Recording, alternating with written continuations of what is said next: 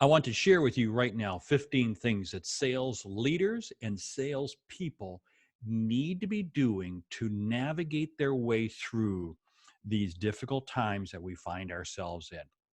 First of all, I'm a firm believer. We will come through it. We will come through it. I'm an eternal optimist, and I know great days lie ahead.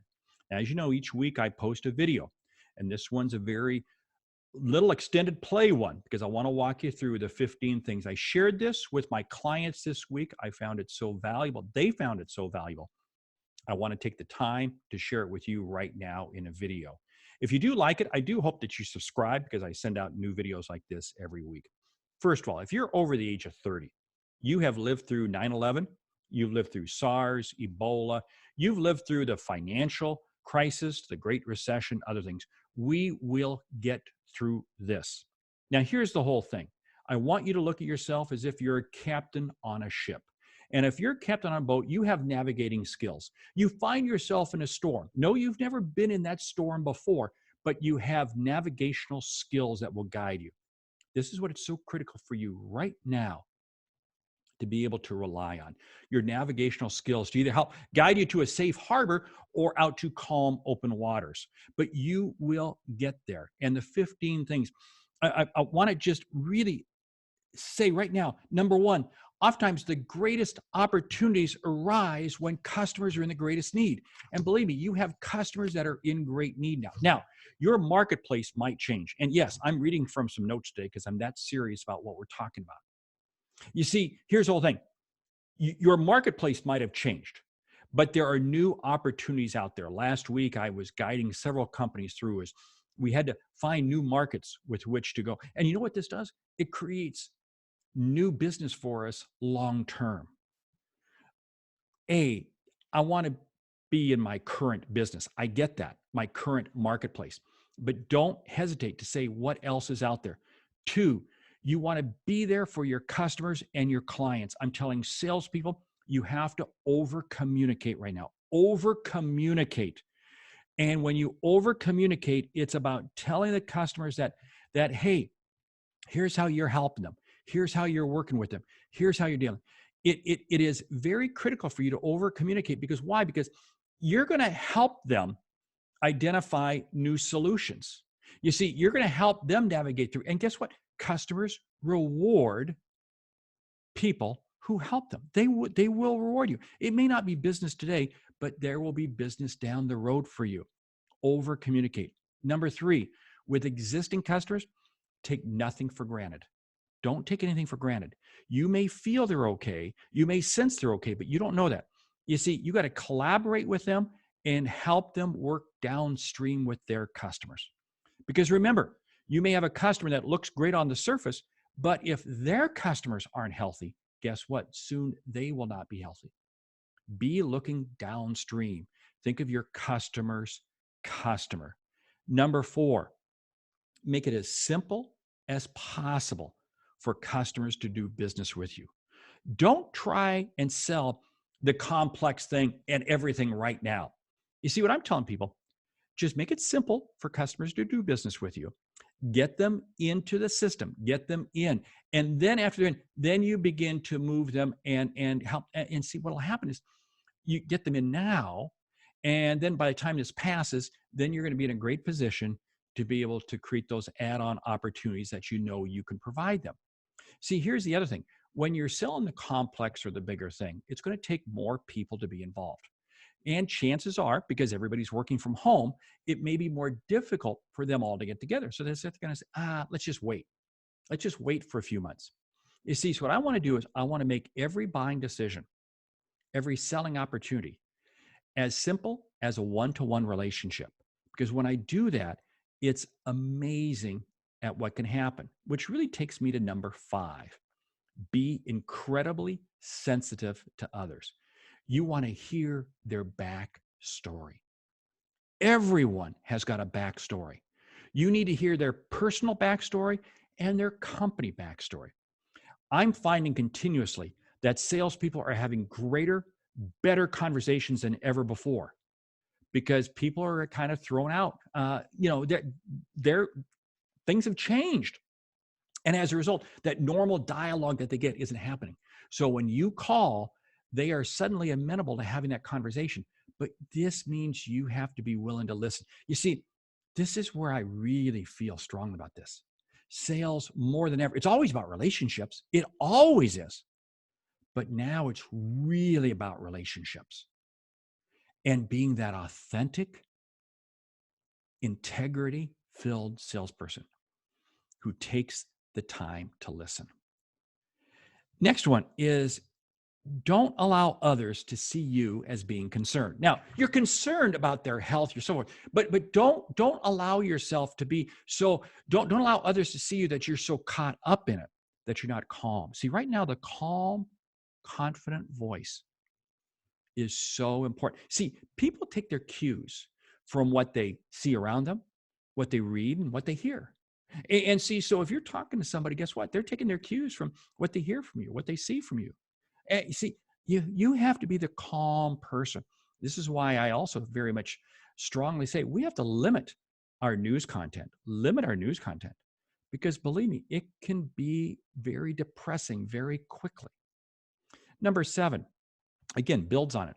I want you to be the positive voice in our generally negative world right now. Be the positive voice. Many of you who follow me know that I'm posting videos every day out on LinkedIn and out on Facebook and other mediums. Why? I'm trying to encourage people. I want to be the optimist. I am an optimist. I get that. But here's the whole thing. People gravitate. People want and need that voice. Be that voice out there. Number 8, sales is the most critical department in these periods. It really is. Think about it. And it's important for customers to know that, because here's the whole thing. You are your supply chain, your customers.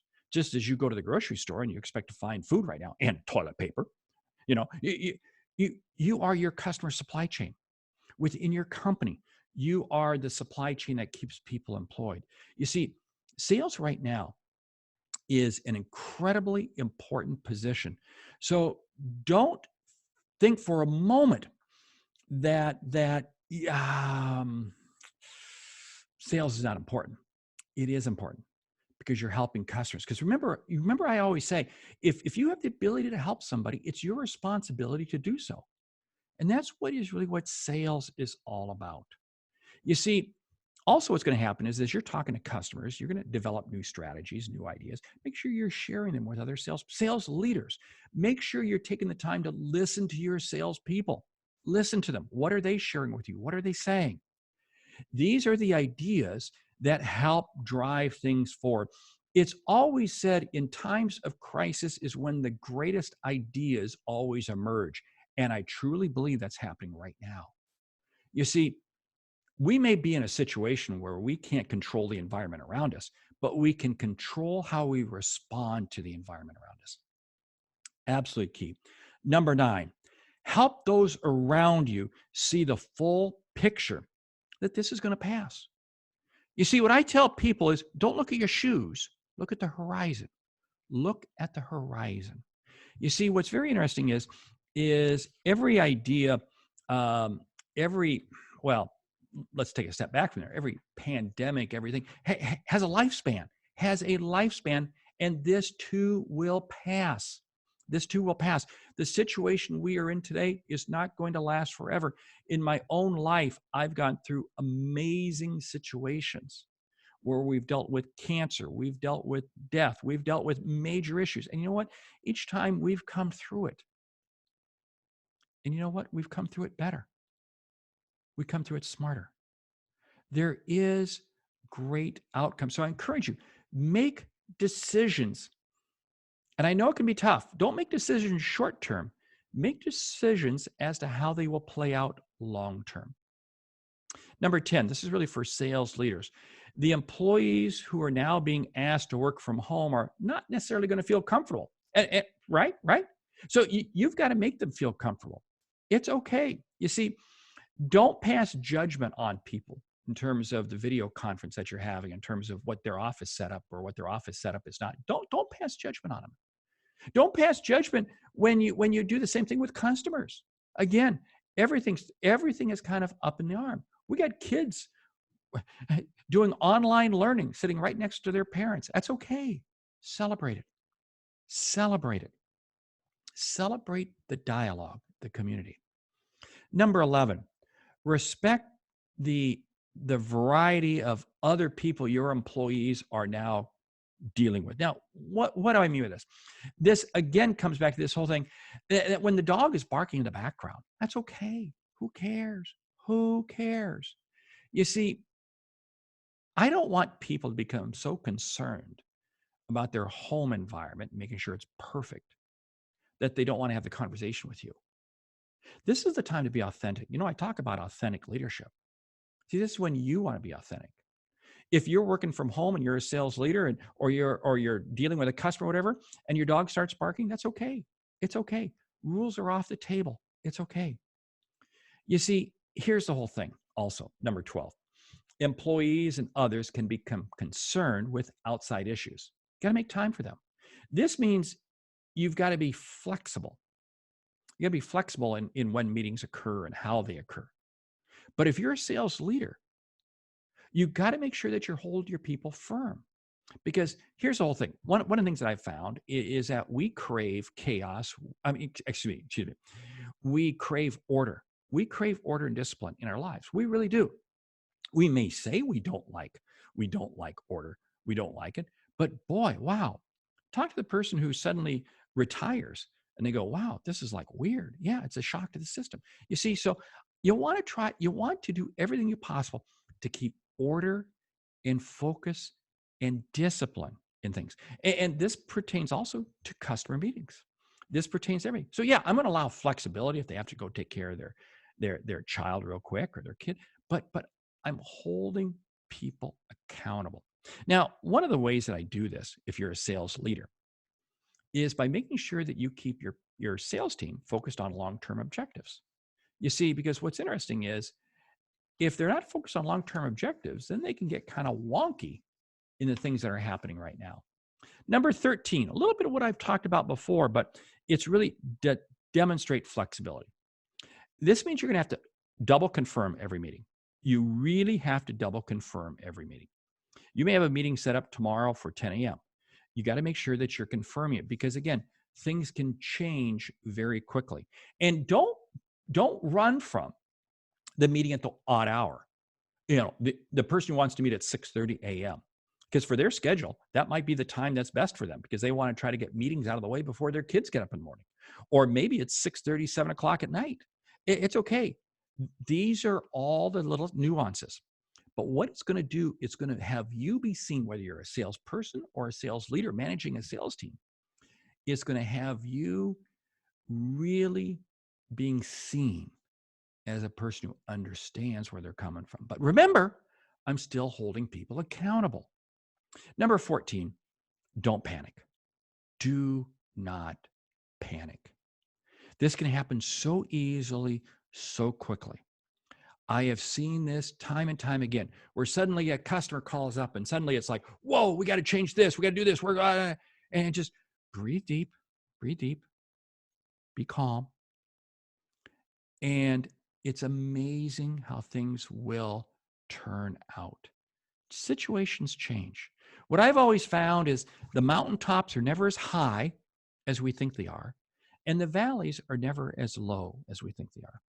And there's two interesting points if you think about nighttime. Think about nighttime. The coldest it ever is at night is just before the sun comes up. The darkest it ever is just before the sun comes up. Think about that for a moment. Don't panic. Be calm. Because here's what I found. The calm thinker is always the one that is able to come up with the rational, prudent, proper answer. And when you keep others around you calm, it's amazing how the whole team operates at a much more calm level. Customers appreciate that. Employees appreciate that. And believe me, people are taking notes right now as to how companies and people behave in difficult times. And they'll be rewarded accordingly when times get good. Now, we're currently dealing with, well, 15 here. We're currently dealing with two issues. We're dealing with health and economic. Yes, both are intertwined, but one will not physically harm anyone. Okay. Now, we need to put in concept or perspective our need to be helping others. And it is. But we are going to get through this. We will get through this. We always have, we always will. And I believe that we will get through this much sooner than we realize. And it does. And again, this always happens. But here's the whole thing. This is your greatest moment as a sales leader. Anybody can lead when times are good. And this pertains, you may not be leading salespeople, but you know what? As a salesperson, you're leading your customers. Anyone can lead when times are good. It's when times are difficult. That's when leaders are born. That's what leaders look to. That's what people expect. I want you right now to be focused on one thing: helping others see the opportunity, helping others achieve the level of confidence and calm that you have. You know what's interesting? When you surround yourself with confident, calm people, it is amazing what'll happen. Hey, I'm Mark Hunter, the Sales Hunter. I got a new book coming out here, A Mind for Sales, and I really thoroughly believe it's the right book right now because I talk about all of these in this book. Thank you. Mark Hunter, the Sales Hunter.